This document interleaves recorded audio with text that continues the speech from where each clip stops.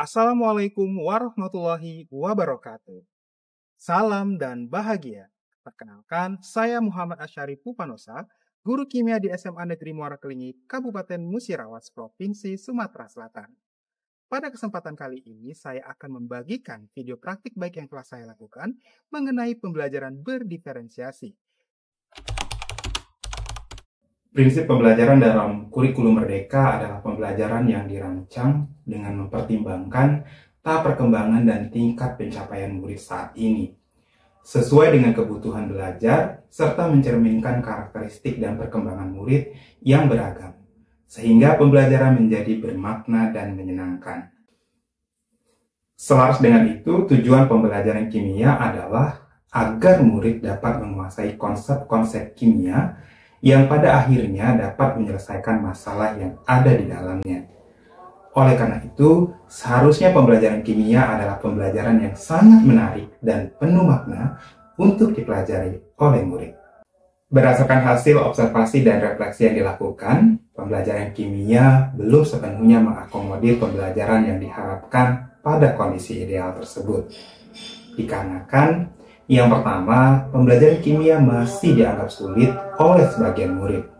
Berdasarkan angket, 45,7% murid menyatakan kimia adalah sulit.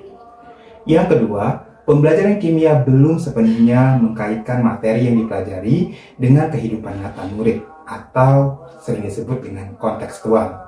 Yang ketiga, murid belum sepenuhnya diberikan ruang untuk mengeksplorasi kreativitas dan minatnya dalam belajar. Padahal, di zaman teknologi ini, guru bukanlah satu-satunya sumber pembelajaran bagi murid. Setelah dilakukan identifikasi masalah, maka ada beberapa tantangan yang dihadapi, yaitu yang pertama, memilih model dan metode pembelajaran yang tepat dan sesuai dengan kebutuhan belajar murid, agar murid dapat terlibat aktif dan tumbuh potensi sesuai minatnya. Yang kedua, menggunakan media pembelajaran berbasis teknologi dalam pembelajaran. Yang ketiga, meningkatkan hasil belajar murid melalui penugasan yang beragam berdasarkan minat. Dan yang keempat, controlling tugas proyek yang diberikan pada murid. Berdasarkan situasi dan tantangan yang dihadapi, maka langkah yang saya lakukan adalah yang pertama, melakukan kajian literatur dengan mencari sumber inspirasi dari berbagai sumber dan platform Merdeka Mengajar, serta berdiskusi dengan rekan sejawat untuk memilih model, metode, dan media yang tepat.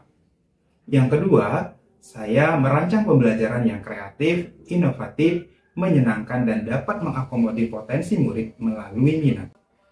Setelah melakukan kajian literatur dan berdiskusi dengan rekan sejawat, maka saya menerapkan pembelajaran menggunakan model Proliga Dinamik.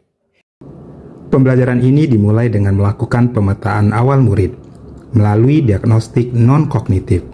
Dari hasil angket, 100% murid menginginkan pembelajaran yang menyenangkan dan bermakna.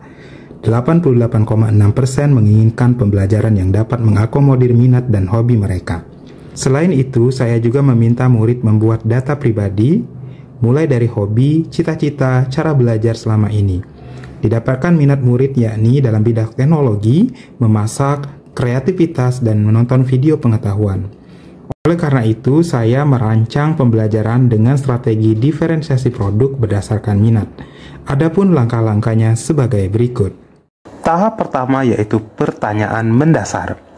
Pada tahap ini, peserta didik difasilitasi guru untuk memecahkan masalah pembelajaran kimia, materi koligatif, dengan memilih tema proyek yang sudah disiapkan oleh guru berdasarkan minat, dengan pilihan penelitian sederhana, teknologi, produk makanan, dan media pembelajaran. Setelah itu, peserta didik dengan minat yang sama membentuk kelompok dengan jumlah 3-4 orang. Berikut data pilihan peserta didik berdasarkan minat.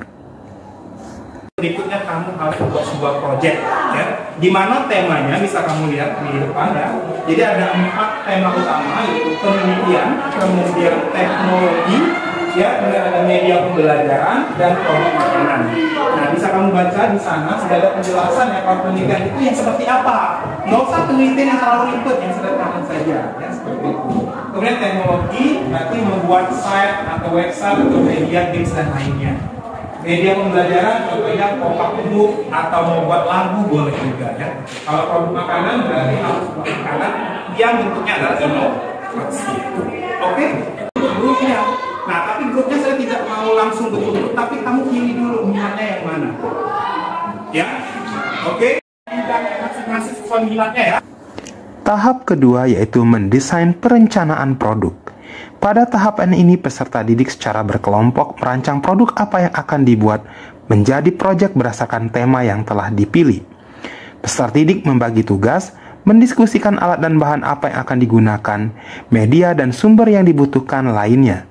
Hasil diskusi dituliskan dalam Google Dokumen yang telah dibagikan. Berdasarkan hasil diskusi peserta didik didapatkan produk yang akan dibuat. Di antaranya, meneliti pengaruh konsentrasi kulit bawang terhadap pertumbuhan kangkung, membuat pop-up book sifat koligatif, membuat website tentang sifat koligatif, dan membuat minuman dan makanan yang ada konsep sifat koligatifnya. Tahap ketiga yaitu menyusun jadwal pembuatan. Guru dan peserta didik membuat kesepakatan jadwal pembuatan proyek dan pengumpulannya. Berdasarkan hasil kesepakatan proyek diberikan waktu selama 1 bulan. Peserta didik secara berkelompok mengatur jadwal, guru memantau kegiatan proyek berdasarkan laporan peserta didik dalam Google Dokumen, dan pada saat jam pembelajaran.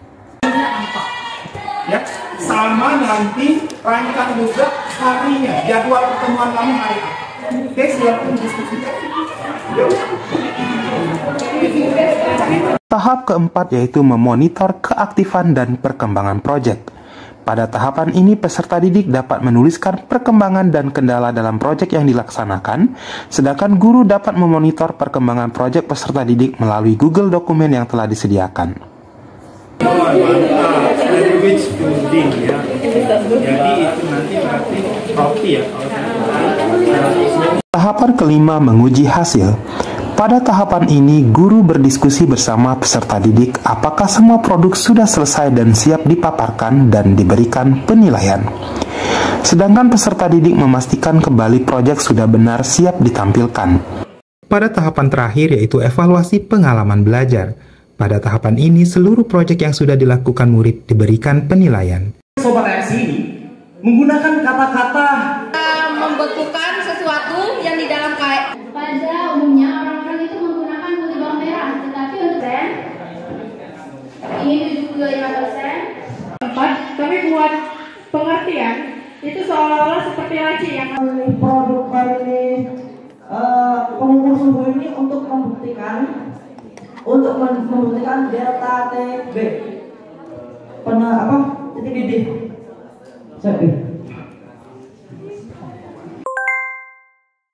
Kemarin yang kami dapatkan itu lebih memperdalam pemahaman kami mengenai materi kimia yang saya sampaikan. Lalu sekaligus itu kan dapat berguna bagi kehidupan kita sehari-hari.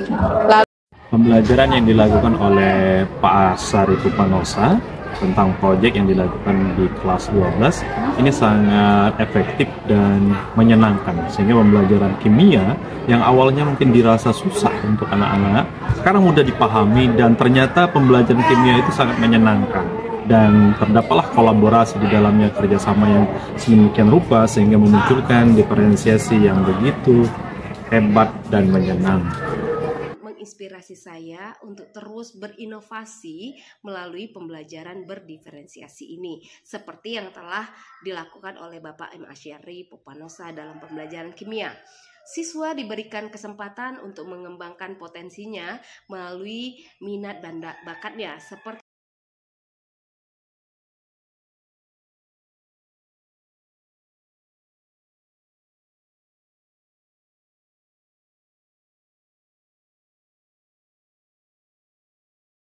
sehingga nanti akan menghasilkan beberapa produk makanan seperti itu.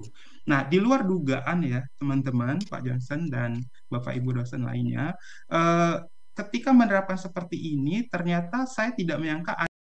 Demikianlah video praktik baik saya kali ini, semoga dapat bermanfaat.